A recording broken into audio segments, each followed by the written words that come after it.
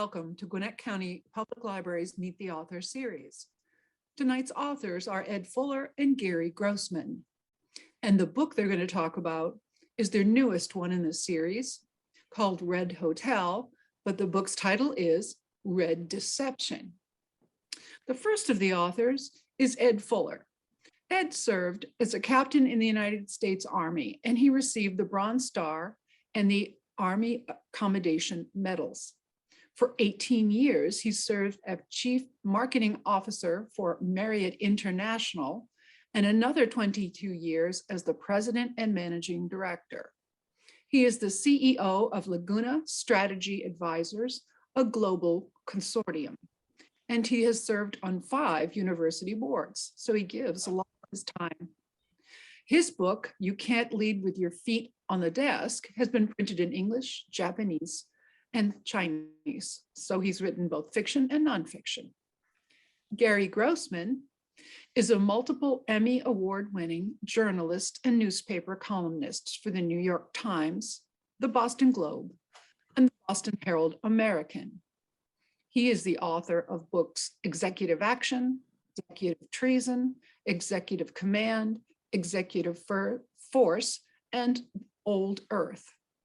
He taught at and was a trustee of Emerson College, and he taught at and serves on Boston University Metropolitan College Advisory Board, and he currently teaches at Loyola Marymount University.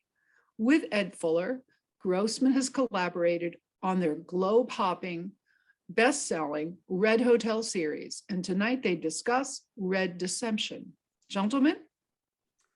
Thank you. Gary, do you want to start with the trailer? Sure. We have a book trailer, very much like a movie trailer we'd like to share.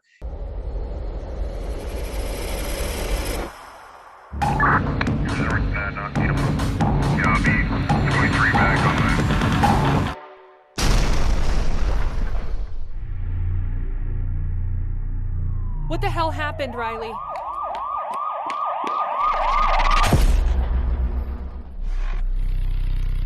Elizabeth, I was on the bridge when the truck exploded. This is right out of the report that I drafted for you. And then the attack in DC, someone in your office leaked this. It came from inside. The terrorists followed it chapter and verse. I'm sorry, but there's going to be more.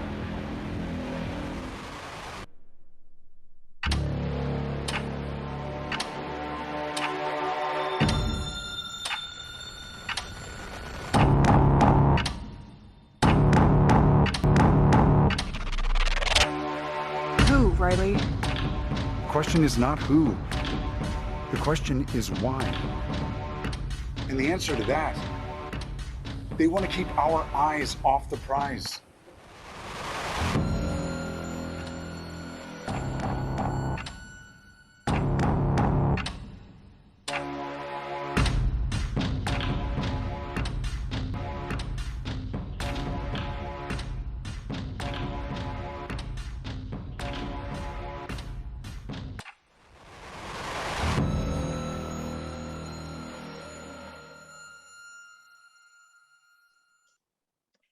Gary, you do that so well. I still get excited watching this, I must admit. I really do. And what a pleasure to be with the library today and back on Zoom with you, Ed. Absolutely. All over the United States and a little outside. Indeed. How's your travel plans going to Ukraine? Anything planned? Any hotels there? No. As it turns out, Marriott never put a hotel in. However, it was announced today that Marriott has suspended expansion in Russia. So that was a step in the right direction. It's a little hard for a hotel that's franchised. A lot of the hotels are in franchise and not owned by Marriott. So it's difficult to do something other than that. But it's very interesting what's going on. Our good character, our favorite character, who's in both books and we know is in Red Chaos, seems to be getting upset. And Gary, I just don't know what's up. It looks a lot like our book. I tell you, Ed, one of the many exciting things in terms of working with you is our conversations about geopolitical changes and what's around the corner and what might be happening tomorrow that we need to be thinking about today. But it started in Red Hotel, it continues in Red Deception, and we're adjusting the next book, Red Chaos, which comes out next November, because of what's happening in the world. We were really focused on Ukraine, and we were focused on a character very much like Putin. Our stand-in for him is a man named Nikolai Gorshkov. And well, when we started writing a few years ago, I don't think my hair was this color. I think you've turned it white. Well, I didn't have that much hair, Gary, and I still don't have that much hair. So don't give me that problem. Give me another one. Okay. Well, here's a problem that we can solve, because many people want to know, and we have a question in the chat from Denise, that two people writing together, two authors, how do we work together? How do we make that work? Well, we start by working together over a good lunch. And then we start working out the theory that we want to have happen. And we have an idea, usually walking in, and we modify it as we go through it, because we've never ended the book the same way. We usually start it the same way. And the adventure is putting those things together. So I share stories with you from my experience, and you are chef of the day. Well, actually, you're chef of the year. Gary gets up there. It could be on any one of those culinary shows, and you put in all the things that make it stick together and really come to life, using the examples from my experience, but I couldn't have done it without you. And in reality, you know that that's true. And I still don't have that skill. My first book I could write because it was a business book. Right. But bringing together all these characters is just not my strength. So, you know. Now there's so much, and I think we should really say that Red Hotel, the first book, Red Deception, the sequel, out now and in the library, is fiction, except not completely, because so much of it is based on your experience, Ed, as the president of Marriott International, traveling around the world, and your stories that came out of which I still love this title so much, You Can't Lead with Your Feet on the Desk. That was your approach, that to manage around the globe, you had to be around the globe, not in an office with your feet on the desk. And you had to, most of all, you taught me this very early, you had to understand the culture of each country. Why is that? Well, underlying everything out there is culture. And when I teach, and I've been teaching at University of California, Irvine, the first question I ask is, what is your culture and what is our culture? And you'd be surprised how many people haven't thought about that. When you don't have a culture, you have a culture, but it's negative because it has no control. Most of these countries that are older than us, which is a good percentage, developed a culture. They know who they are. They know what they represent based on all the challenges they've faced and the like. If you don't know it, then when you go to that country to visit, you're not really going to understand the people, where they come from. And when you're in another country, it's their country, and you should be there to experience the interaction with those people. A quick story, when we were opening our second hotel in Thailand, well, our second hotel in Asia, a long time ago, the owner rejected our controller, our chief financial officer for that hotel. And because I was familiar with Thai culture, because I read up on it before we got involved and spent time understanding it by talking to our owner, I said, look, what's the problem? No, you don't do that with the Thais. You beat around the bush and you spend time talking and you get the relationship going. And then they will tell you when you ask the question, which I did, if you were building another company, Kun Batun, what nations would you leave out of your management team? The number one nation was where our candidate came from, Burma. And the reason for that is Burma was the only real successful country in taking Thailand under their wing through what's going on in the Ukraine. And they resent that. And they really are upset about it even today, 700 years later. So when you hear discussions about the Ukraine culture and the fact that elements, not the Russian sections, elements still believe the Ukraine is a country unto itself. That's what they're fighting for. And so much of what I learned from you in collaborating is, in addition to the culture, is that when you travel and you work and you open a property in another country, and there's so much of that, again, wrapped up into it. Basically, I think we could call it an adventure spy novel, a thriller. It's certainly a thriller. Red Deception is a thriller that jumps out of the headlines today. You found yourself in real life as much at times in the anti-terrorism business as the hotel business.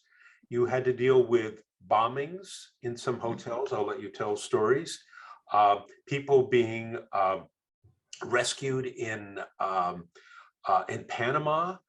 You yourself had to trek through the Egyptian desert to get to safety. I don't think all those things were in the job description when you moved into Marriott. What was that like? Because it's so much of the foundation of a character, the lead character, Dan Riley in Red Hotel and Red Deception. That's so much of you. But you were in the hotel business, but you're also working with the State Department and maybe a couple of alphabet agencies. Who is Ed Fuller? Well, Gary's going to cut me off, so watch his hands when he says you've told enough stories. But I know his signal, and it isn't a baseball signal. So I was involved because we fell into it. We had a hotel in Cancun, and we believed there was some drug trafficking going on. We sent in an investigator, and we did what we normally do in the United States. We sent an investigation team in led by Alan Orlov. You might recognize him in the book as Alan Cannon. And the team, by the end of the first night, had interviewed 6 people, and the most senior person was the head of engineering. And the next day, the police came and arrested the executive committee in their homes while they were having breakfast with the kids and the wife. So we had to move pretty fast to get another team in there to keep the customers happy. And we had to figure out what was going on and why it was going on. We did not have a crisis committee. it was me sitting where I'm sitting right now on the phone, talking to all of our people. And we got everybody back, don't worry. Clearly, the last guy they interviewed was in charge of that entire resort complex of several hotels. And so they had to get him out of our hands, out of their hands, because he was a very significant player. The police weren't working for us. They're the ones that picked up our team, and they were moving them around Cancun as we tried to find them. We had help from our owners, a major company in Mexico, but federal government couldn't crack the state government of Cancun. And later we found out that the former governor of Cancun was the real guy behind the drug. From that, we determined we needed a plan. And if you have read Red Hotel, it describes very clearly the process of putting together just one aspect of that plan. But Gary hasn't signaled me yet, so I'm going to roll a little on it. He's talked about terrorism. We had kidnappings tied to terrorism, in which one of our finance executives was kidnapped, and we had to figure out how to get him back. Bombings, Chile, bombings in the Middle East, bombings in Asia, those things we had to work around, and regretfully, we had to learn from each bombing. The Indonesian bombing being the most challenging, and that was 2 bombings. And the first bombing you will find in the first chapter of Red Hotel, but I'm not going to tell you where all these are. And the second bombing, a totally unique, different way, which forced us to redefine our security levels, which was Red was the tightest. But after what we learned in Indonesia, we had to get a new partner. And the partner were dogs that could sniff bomb-making equipment and materials. By the way, they only worked 45 minutes a shift. So we then had to build a hotel for the dogs in the corner over there. And when I retired, we had 52 hotels that were Red throughout the world. And they have continued to grow as we've acquired other hotels. The other thing that story I really like to tell, and Gary won't cut me off on this one. I know what it is. Go for it. Is Panama. Mm-hmm. I had just come on board. General Noriega had irritated America enough. And so the Americans assaulted Panama. Not all of you remember that. Hopefully most do, but it was a critical point in time because they were trying to get total control of the canal. We had built and controlled the canal. We were having disagreements. Drugs were involved. Just assume Panama was a mess. And this general, as a dictator, was in control. We had a hotel down there. Who came first? Actually, the hotel before the dictator. Often a problem.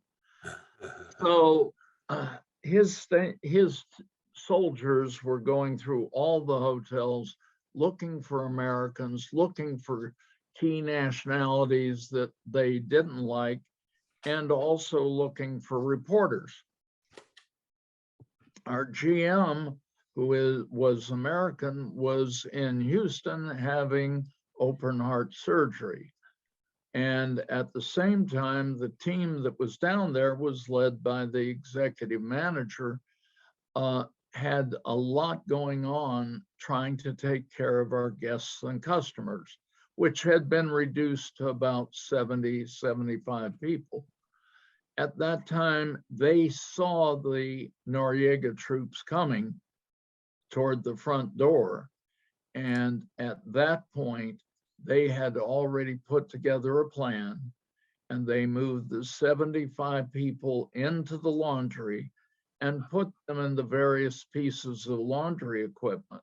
Hiding them in the Now, washers and the dryers. washers, dryers. A hotel has large laundries when it's a large hotel. This was about 400 rooms, plus a lot of banquet. So you've got a lot of laundry going on down there. And they threw in a little dirty laundry just to make sure they were hidden away from the window. The troops went through the hotel and machine gunned every door. So they would shoot it, go in, look for people. Nobody was there. And the Panamanian staff, which we became tremendously proud of and recognized, of course, stood by while this was going on, all of them knowing what was in the laundry. When they got down to the laundry, they looked around, said, nothing's here, and they left. Ultimately, we got a truck from the airport and came to the hotel. We put the people on, snuck them back to the airport with military escort, and they got home. Well, then for clarification, the red in Red Hotel and Red Deception and next fall, Red Chaos is not about Red China. It's not about communist Russia. The red is the highest security level. And that is something that you and your team came up with and led other hotels around the world in terms of what kind of protection and what kind of assessment there is. The fact of the matter is, the more visible, as I understand it from you, the more visible the defenses are, including the dogs, including metal detectors, including American flag being taken down, including bollards in front so a truck can't roll up, the better the protection is in those danger zones, and we'll call them the danger zones around the world, the safer the hotel will be, because the bad guys will go to the place that is a softer target, right? Well, if you notice, Gary's fingers too were pointed at me, so I can get two stories into one. Gary's correct.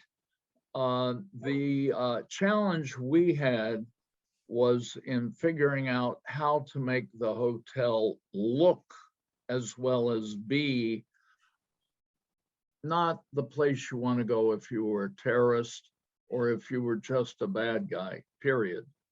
And so all the equipment we had for different levels, and we created a level that ran from clear all the way up to red. And it has designated responsibilities around the hotel during any time. Now, red was clearly a challenging and expensive product to have our owners pay and we pay, but for the care of our guests and of our employees, we call them associates, so you'll hear me slip back in that. We definitely had to take steps, and those steps were guided on some principles from what we learned and our past mistakes.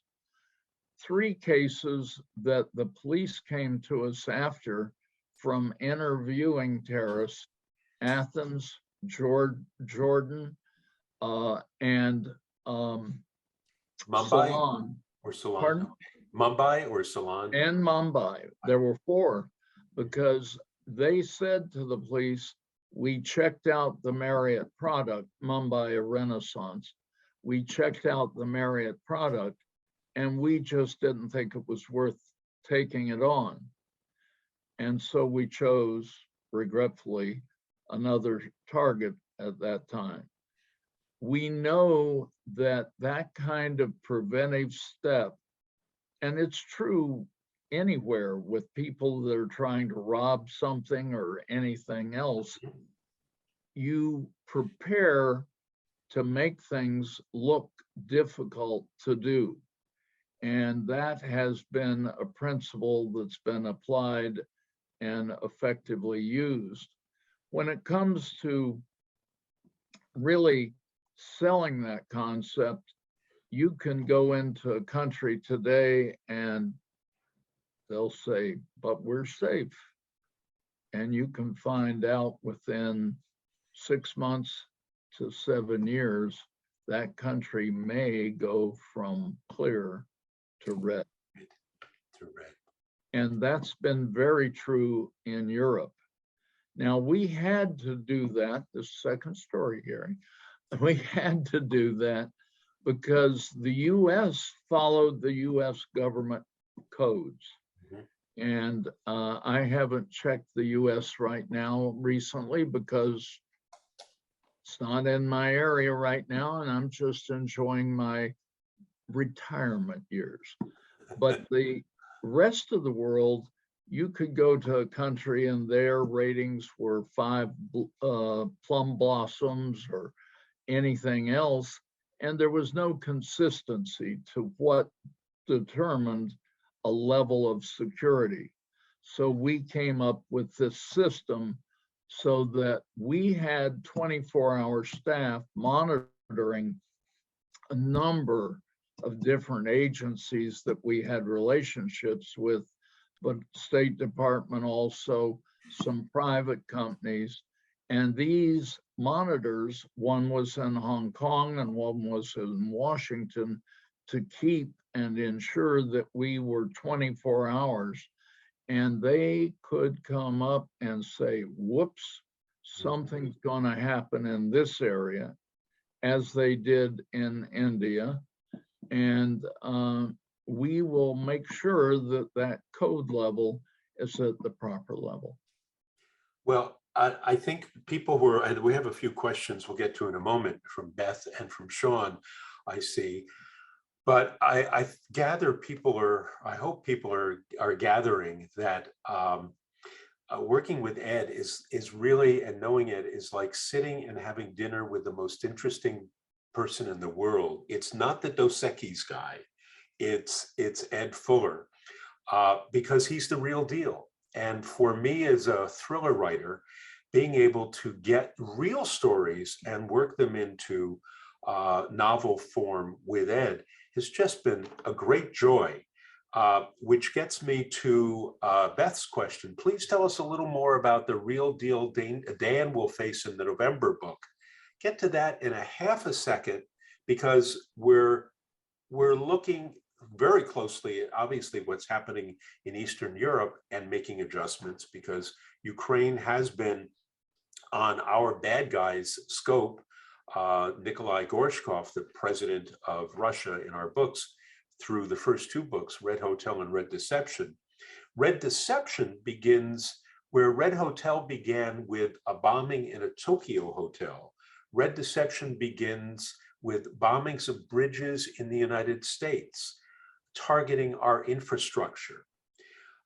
And how is our infrastructure related to a bigger global question? Well, it's really I think the effort, not giving too much away, was for Gorshkov to create instability in the United States so that we would not be able to deal with the unrest that he was creating in Ukraine and in Latvia. In the next book, let's just say we're introducing another player, and that player is in the news as well, China. And their relationship with Russia and the geopolitical dynamics of what is happening in the world, throwing in Ed's experience again, and real stories fashioned as fiction. It's pretty chilling because, I don't know, Do you wear a tuxedo like James Bond at night? And do you know, what are your martinis like, Ed? Well, shaken, not stirred. And interestingly, I don't want to give the impression that we're rewriting Red Chaos, because it is clearly was headed the right way. We're Correct. just tweaking it at this point, and it's going to be even better as we went along. And we are now starting the next thriller, Number 4. and that one will pick up. We keep talking and saying, have we told all the stories? No, we have a list of 25 different stories and areas. We're not repeating, we're still going forward. And the executive chef next to me is able to help me with characters, and I'm able to help him with stories. Now, Gary's question about our new player, you're watching Putin right now, kind of play with China. China did not vote in the UN to make the major sanction, and they were together at the opening of the Olympics. But at the same time, I noticed Putin was sitting alone. But when you look at it, the whole world right now is divided, and our efforts to bring Europe together has surprised even our own country. NATO has come to life because it was built for that. And I served in Germany for 2 years. And we at that time had 5 divisions there. We pulled out several divisions. And there was still a fear when I was there that Russia could really come in. I think we're going to find some interesting situations as to how strong Putin is, and we know how strong China is. Well, when this is up for other people to see in 30 days, and we're now in the beginning, well, the second week of March, who knows what will be happening. But as thriller writers, that's what we have to think about. It's the unthinkable, what may happen. And after 9/11, interestingly, I had not started writing thrillers. Ed and I were not working together at that point. But who was called into the Pentagon and to the State Department, the CIA and the NSA, to be asked, what should we be thinking about that we're not yet focused on? They were thriller writers. They were people who write spy novels and spy movies. They were directors of movies. One of them, a mutual friend of ours, Bruce Fierstein, who wrote the first 3 Pierce Brosnan James Bond novels, movies, not novels, but movies. And he's the one who put us together. But it's thinking the unthinkable. And I'm sure anyone watching this, you watch the news and you're seeing what's unfolding, and everybody is wondering what will happen to Putin. Will somebody take him out? Will he look at Poland? What will happen if we do supply planes, or any of those possible scenarios?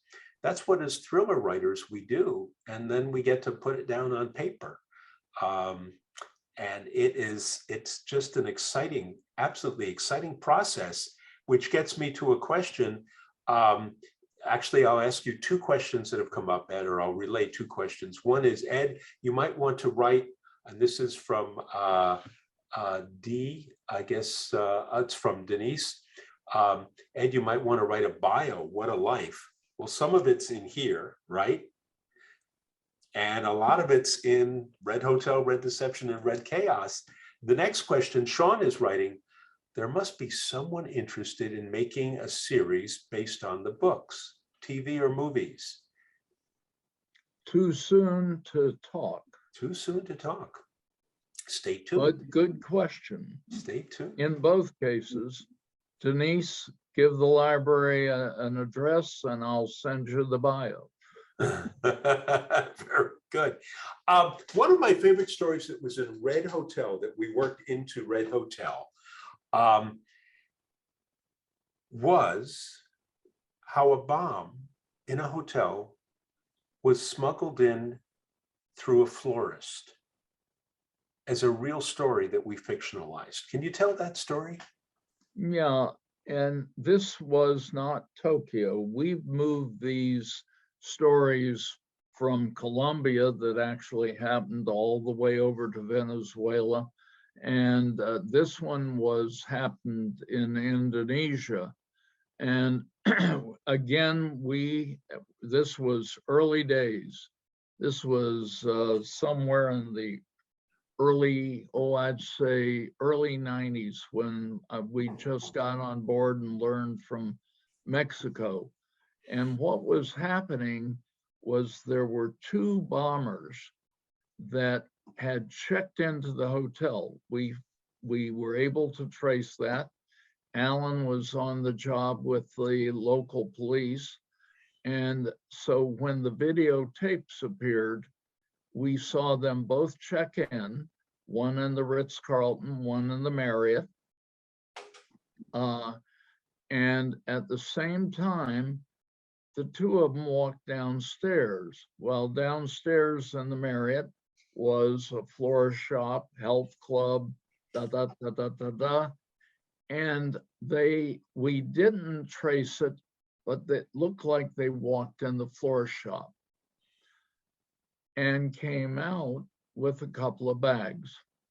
And then one went to the Ritz and the other went to the Marriott. They actually had assembled what we often see, their bomb equipment for carrying in their clothes, and they had been manufactured in the florist. Well, that florist had worked for not Marriott, but for the owner of the hotel for over 8 years. Everybody knew him. He was the nicest guy in the hotel. So when he came into security, they'd always run him through various things. But when he pulled his plants in, they looked at the plant, then let it go on. In the plants, we had the material that they used to build the bomb. This is why we needed dogs on that loading dock to sniff that out, and they would have gotten it in a minute. And that's why we went to the red level of security. The fact is, the two bombers in the morning got up, they left some stuff behind in their room, and they went downstairs, and one went to the dining room of the Ritz-Carlton, the other went to a conference room of the American Chamber of Jakarta, and they ignited their bombs. And one of the things I learned in working with you is that another reason for a florist is that if you bury what the dogs might be able to sniff out in dirt, or it's in a freezer, or not a freezer, but a cooler, it throws off the dogs. And it's just harder. So it comes down to, and you gave me a tour through one of the Marriott properties in Los Angeles, and in the back corridors and the areas that the public does not see. And one thing I was impressed about was a sign, not a sign, it was really plastered 3/4 all the way around every elevator that the staff would go up and down in, with pictures and big block letter words. If you see something, say something. If you see something, say something. We've heard that a lot, obviously, since 9/11, and it works into, well, it actually goes back to World War II, where civilian Air Corps was put out, kids, adults, people here at the mainland, and also in Hawaii. Look at the skies, is anybody flying over? So it's really not that new. But in Red Deception, we have a scene that really came out of, again, something real and something you told me. And that is what a maid discovers in a room. She's about to clean a room, housekeeper is cleaning a room, and she discovers a whole package of batteries. And she had been told, well, you know, if you're seeing a lot of batteries, could be for a camera, but most cameras are rechargeable these days. Most phones are rechargeable. People aren't putting, you know, 24 batteries into something. Maybe it's something else. So what are batteries used for, Ed, and how did it pay off on a bridge in Washington in Red Deception? Well, we know the battery ignites the bomb, no matter what it's made of. It needs some kind of charge to make it go through. And so whether you have a truckload of fertilizer, you need electrical, which we ran into in Islamabad, you need something to ignite that bomb.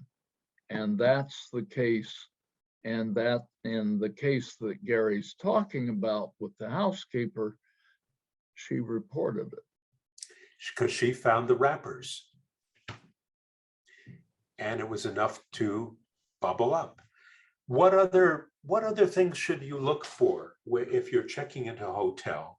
What other things or the staff looks for that might seem unusual even in the lobby? Well, you're directing me, Gary. The lobby. Number one, hopefully you are not as conscious of the amount of security that is around you. And number two, what you don't want to hear is your front desk clerk going, "Ah, Miss Jones, here's your key for room 208. Because they are trained not to do that, because you can imagine the problems that could occur from that. When you see something happening, people either run to the problem usually or run away from it if it sounds scary. In a lot of cases, people that run towards something run into real problems themselves, and that's where your crisis expands. When they run away, they've got to be conscious of how they're exiting that situation and conscious of the people around them, because they're not FBI trained to identify who's the good person or the bad person as they go along. I would say that in a normal check-in that you do every day, when you get up to the room, what level is the room? Oh. And the answer is, if you're in New York, you're probably okay in the teens. But if you're on the 64th floor, no ladder is going to reach you. So if you're in a smaller town where the ladder probably can do 7 floors, again, being at the top of the hotel, there are 2 reasons that you shouldn't pick the highest room. Number one, you pay more for it, but the real reason is it's not as safe as being on a lower floor. And a lot of people think of the prestige and not think of the safety. The other thing that frustrates me, and I've been through 2 hotel fires that were ultimately successfully dealt with and nobody was injured. But the other problem is nobody reads the sign on the back of the door when you enter. Where's the exit? Where's the entrance? How many rooms do you go down? Because when I'm crawling down the hallway, trying to make sure people are out of the room, I know how many rooms are on the right and how many rooms are on the left, because I'm crawling because I don't want to be in the smoke. And I am crawling to get to as many rooms as possible. So you need to know when you've reached the exit, and you need to know how many doors are between you and that exit. So it's not just terrorists that we really have to be informed about. It's our own safety in everyday living in a hotel.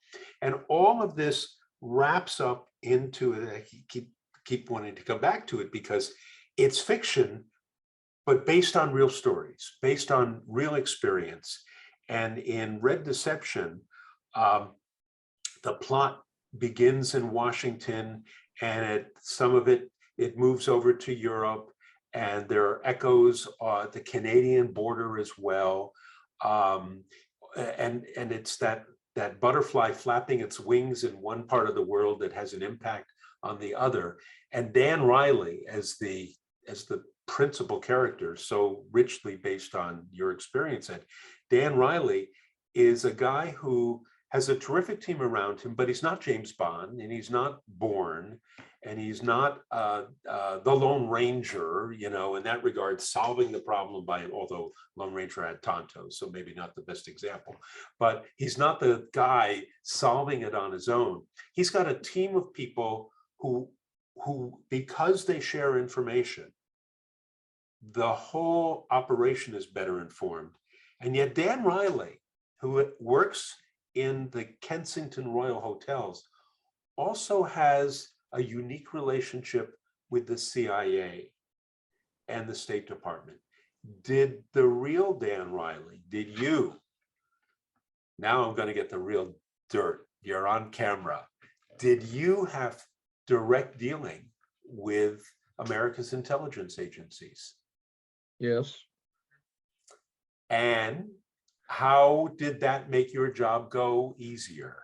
And what did you have to share?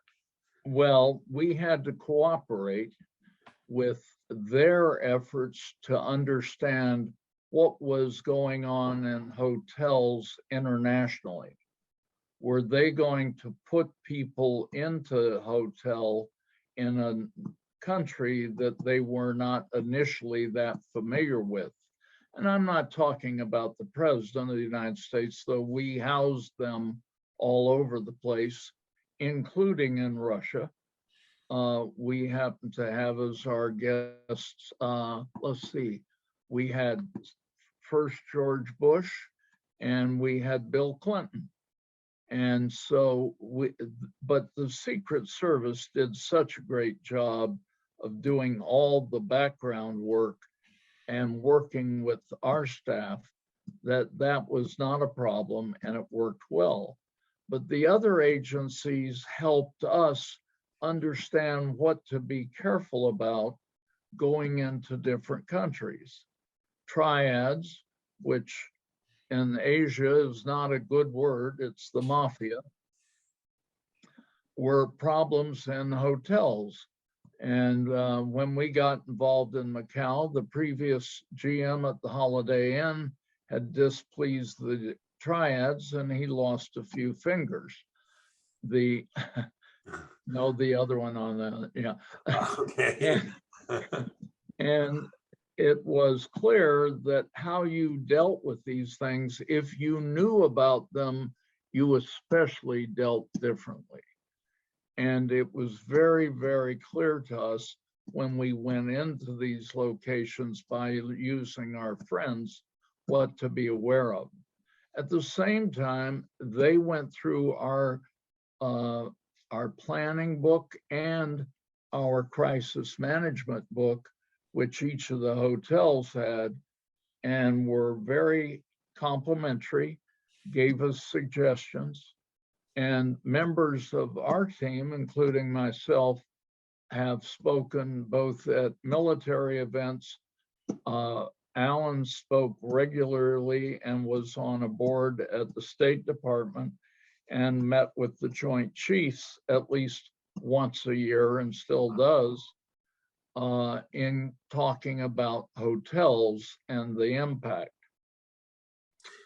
I can't give away any secrets because we haven't used them yet. Very clever. Okay. Now I'm not Ed Fuller. I'm not Dan Riley, and I'm thinking of going to South America, maybe Venezuela, or I think I'm going to Poland. Who should I contact to find out if it's safe? Where can I find that out? Well, it depends who you're working for also. Individually is one thing, and the answer is the State Department has all the facts you ever need to know about a country you're going into, and they rank them with current status of safety and crime. We also used their information, but we also gathered information from our other sources that we just kicked around, private organizations that worked with us, especially in kidnappings, and set the priorities for who could go in there from our staff, executive staff, and the like. On one occasion, I told Bill Marriott he could not go, and he went. Oh, But then we had to provide an extra level of security around him, which he accepted. So that was the only basis that we could do. And we were actually challenged by our board to not let executives go without that level of security. Bill did not want that level, but I did insist, and he did cave in. That was Colombia. And so when you think about it, I took no extra security with me unless I was with one of the board members, because that just made me stand out. But going back to your question, Gary, companies also rated hotels in these various risky areas. And the reason they do, you'd be astounded how much business is done. Just looking at the listings of companies in Russia, you stop and you don't think about the fact that we are that present in a country that we now are, shall we say, in competition with, not at war. And frankly, you have to be conscious of that. Now, I was challenged one day, and it goes back to Panama, and we don't have time to tell the whole story, or we'll get a signal from Denise. I was challenged about that in one of our evacuations, and somebody was saying, why are you calling on the American military to help you? That was getting the people out of Panama and having us divert from what we were ordered to initially do. How can you ask that of us? And the answer I gave is, we can't if you're not in the country operating a military action, which you were in Panama. But if we're in Russia, it's our challenge to get out of there and figure out where we don't want to be and take care of our own people. We rely on State Department for a degree, but they can't do it for us. And so it's our challenge to take care of our people. And that is what made a real impression on our employees, because we took care of people that were working for us that weren't Americans. And we'd have to go into Libya and Egypt, which we'll have to do if Denise invites us back. And in Red Deception, there is a harrowing, and I'm not going to give it away, but I'm teasing that it's in the book, a harrowing evacuation from Kyiv in Ukraine. And it will ring very true now to people reading it and watching the news, but it is also an evacuation based on Libya. That Absolutely. was real. That really happened. So if you want to find out, what do you have to think about in order to stage not only protection against terrorist bombings and it could be safe floors to stay on, or evacuating a hotel in a danger zone, or dealing with a cartel, or dealing with North Korean insurgents. They're in the books. And to get back to my question about your access to government information, that's where Red Hotel begins. It begins with a congressional hearing where Dan Riley is actually asking for more access, because I'll make, he says, the experience safer for Americans traveling abroad if you give me the information. And there, as there are in real life, there are patriots and scoundrels in Congress. There are people who were willing to give him information, people who aren't. And one of those in particular comes back in our November book, in Red Chaos. Red Chaos. Yeah. How are we doing on time, Denise? We'll be happy to take more questions if you want to come back in, or do you have any other questions for us? And I should say, please go to redhotel.com, www.redhotel.com. Go to the library, go to Gwinnett Library, Public Library, also Amazon and Barnes and Noble, but support your library, please, please, please. There's a third grade teacher echoing in the back of my head who's saying, because I used to collect all the pins for reading books, and I still hear Mrs. Seymour. So please visit the library.